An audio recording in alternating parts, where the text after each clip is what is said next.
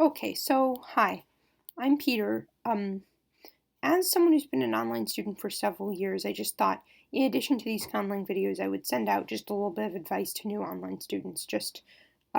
You can take it or leave it, it's completely fine, but just things I've found that work to try and ease this transition, which I know will be a little bit uncomfortable because it's very new. So, number one, make sure you have a working webcam. It's quite common for there to be classes that will require that, and I think that will be relatively easy usually, but it's also important to have a good microphone that, like the one that I'm using, which is actually not built into the computer to help get sound directionally from your mouth rather than hearing what's outside. And always make sure you're using that given class. A good test I use is the Command Z test. Hit Command Z, and if the boop is heard throughout the room, then you aren't on it, even if it's plugged in. But if it is plugged in, I just always do that just before class. Number two, make sure you know where things are on the class webpage. A lot of classes will use something like Blackboard or Moodle. Um, Make sure finding something like the syllabus is really important, and it's often not going to be in an obvious place. You might have to scroll through multiple sort of click tabs at the top of the page that show different things. Um, However, placement of assignments usually gets predictable, so just make a mental note of things like that. Another piece of advice that I have is to print out a lot of assignments that are like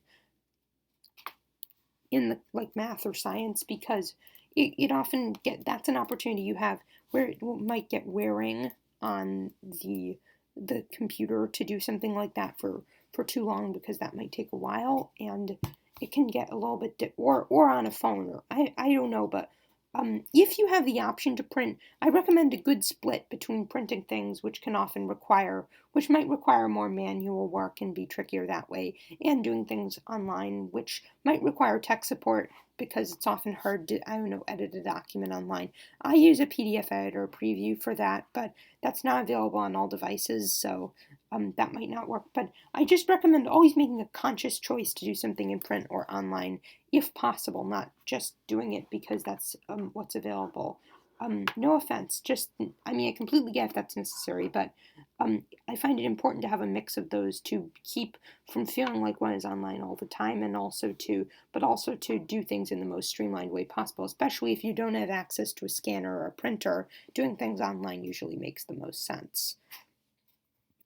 Also, allow yourself time to scan. I know a lot of packets are being sent home from school. If they're going to be submitted digitally, I recommend really making a note of time to scan those in because the document feeder only takes things that are all on the same side.